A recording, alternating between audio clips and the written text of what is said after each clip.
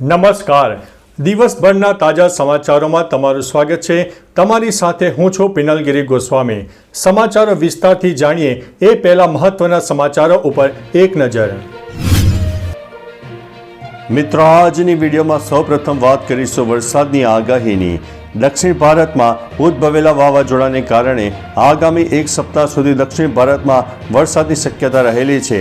વાવાઝોડાની અસરના ભાગરૂપે થઈને દક્ષિણ ગુજરાત અને સૌરાષ્ટ્રના દક્ષિણી પટ્ટામાં પણ આંશિક વાદળોનો રાઉન્ડ જોવા મળે અને જો કોઈ જગ્યાએ લોકલ ડેવલપમેન્ટ સર્જાઈ જાય તો જે તે વિસ્તારમાં છાંટાછૂટી થાય, પરંતુ નુકસાનીવાળો વરસાદ નહીં હોય. ઠંડીની આગાહીની વાત કરીએ તો ગુજરાતમાં ન્યૂનતમ તાપમાન 15-16 ડિગ્રી કરતાં નીચે જોવા મળી રહ્યું છે.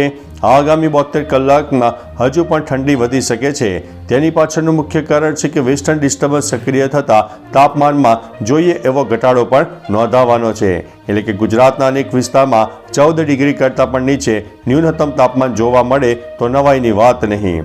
મિત્રો, અન્ય મહત્વના સમાચારની વાત કરીએ તો ખ્યાતિકાંડ બાદ પણ એજન્ટોની નવી સ્કીમ.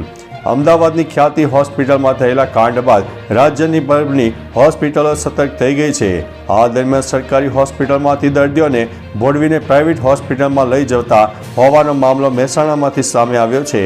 એને લઈને મહેસાણા સિવિલ હોસ્પિટલમાં બાઉન્સર રાખવા પડ્યા છે. આગામી સમયમાં જરૂર જણાશે તો 10 જેટલા અન્ય બાઉન્સર પણ ગોઠવવામાં આવશે. મિત્રો, અન્ય મહત્વના સમાચારની વાત કરીએ તો ચેન્નઈમાં કારને વરસાદી પાણીથી બચાવવા લોકોએ પુલ ઉપર પાર્ક કરી હતી.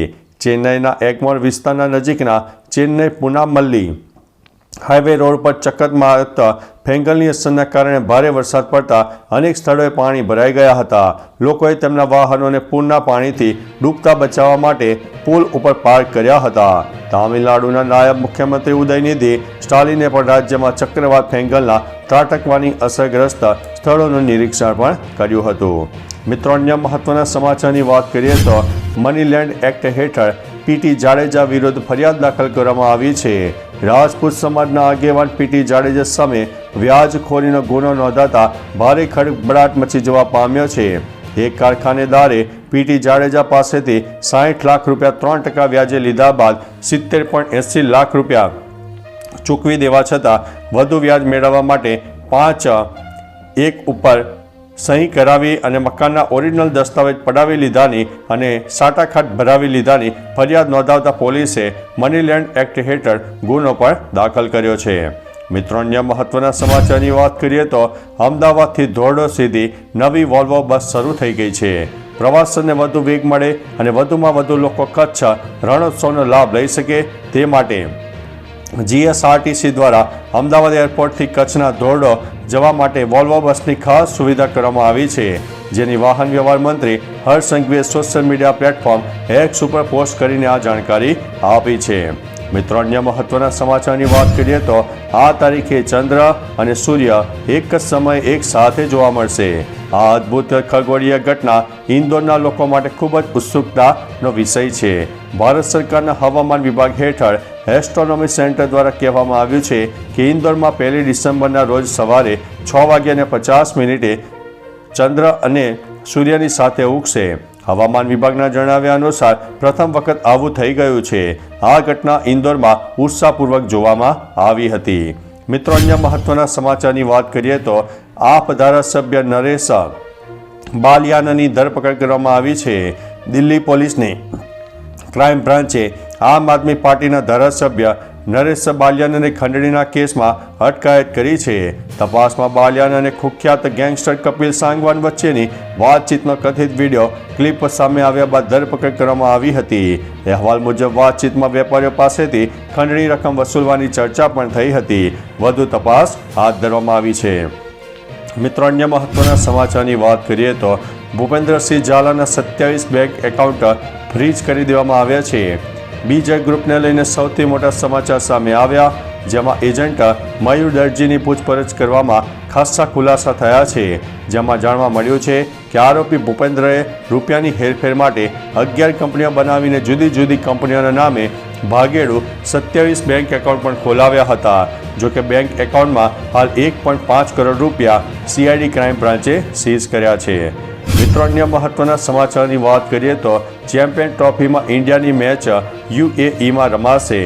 આવતા વર્ષે ફેબ્રુઆરીમાં યોજાનારી ICC champion trophy hybrid model ઉપર રમાશે.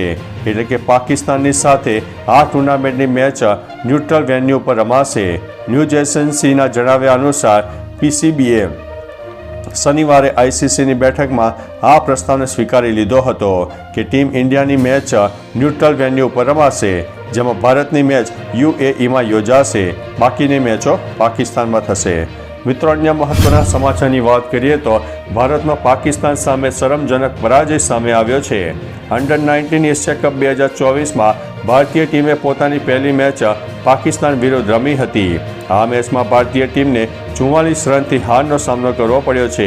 મેચમાં પાકિસ્તાને ભારતને જીત માટે 282 રનનો ટાર્ગેટ આપ્યો હતો, જેનો પીછો કરતા તેની સંપૂર્ણ ટીમે 48મી ઓવરમાં જ 237 રનમાં સમેટાઈ ગઈ હતી. હવે ભારતીય ટીમ ગ્રુપ બીની પોતાની આગામી મેચ 2 ડિસેમ્બર સોમવારે જાપાન સામે ટકરાશે.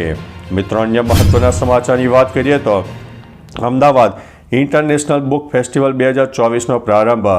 Ahmedabad riverfront event centre Paldi ખાતે ભારત સરકારના શિક્ષા મંત્રાલય અને નેશનલ બુક ટ્રસ્ટના સહયોગથી અમદાવાદ મ્યુનિસિપલ કોર્પોરેશન દ્વારા આયોજિત અમદાવાદ ઇન્ટરનેશનલ બુક ફેસ્ટિવલ 2024નો મુખ્યમંત્રી ભૂપેન્દ્રભાઈ પટેલે પ્રારંભ કરાવ્યો હતો. મુખ્યમંત્રી ભૂપેન્દ્રભાઈ પટેલે આ સાથે અમદાવાદ નેશનલ બુક ફેરમાંથી વિવિધ પુસ્તકો પણ ખરીદ્યા હતા. મિત્રો અન્ય મહત્વના સમાચારની વાત કરીએ તો બોર્ડની પરીક્ષાના ફોર્મ ભરવાની તારીખ લંબાવાઈ છે. ધોરણ 10 અને 12 વિજ્ઞાન પ્રવાહ અને સામાન્ય પ્રવાહ આવેદનો લેટ ફી ભરીને ભરી શકાશે, જેમાં વિજ્ઞાન પ્રવાહની અંતિમ તારીખ 6 ડિસેમ્બર બાદ 7 ડિસેમ્બરથી 22 ડિસેમ્બર સુધી, જ્યારે ધોરણ 12 સામાન્ય પ્રવાહમાં પ્રથમ તબક્કામાં 10 ડિસેમ્બરથી 12 ડિસેમ્બર સુધી લેટ ફી 250 અને બીજા તબક્કામાં 13 ડિસેમ્બરથી 22 ડિસેમ્બર સુધી લેટ ફી ₹300 અને ત્રીજા તબક્કામાં 23 ડિસેમ્બરથી 24 સુધીમાં 350 લેટ ફી સાથે ફોર્મ ભરી શકાશે. મિત્રો અન્ય મહત્વના સમાચારની વાત કરીએ તો એલપીજી સિલિન્ડર મોંઘું થયું છે. વહેલી સવારે મુંબઈ મોંઘવારીનો માર વધુ ઝીકાયો છે. ગઈકાલથી એલપીજી ગેસ સિલિન્ડરની કિંમતમાં 18.50 રૂપિયાનો વધારો કરવામાં આવ્યો છે. આ વધારો માત્ર કોમર્શિયલ સિલિન્ડરના ભાવમાં કરવામાં આવ્યો છે. ઘરેલું ગેસ સિલિન્ડરના ગ્રાહકો માટે રાહત છે. 14 કિલોના એલપીજી સિલિન્ડરની કિંમતમાં કોઈ ફેરફાર કરવામાં આવ્યો નથી. કોમર્શિયલ સિલિન્ડરની કિંમતમાં આ વધારો દેશભરમાં કરવામાં આવ્યો છે.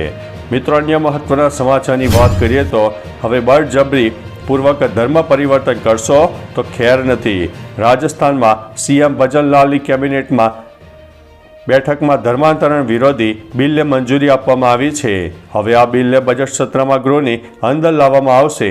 બળજબરીથી ધર્માંતરણ કરવા પર 10 વર્ષ સુધીની જેલની સજા થશે. જો તમે સ્વેચ્છાએ ધર્મ બદલો છો તો પણ તમારે 60 દિવસ અગાઉ કલેક્ટરને જાણ કરવી પડશે. તો ચાલો મિત્રો, ફરીથી દેશ અને દુનિયાના સુપરફાસ્ટ સમાચાર લઈને મળતા રહીશો. ત્યાં સુધી અમને રજા આપશો. નમસ્તે.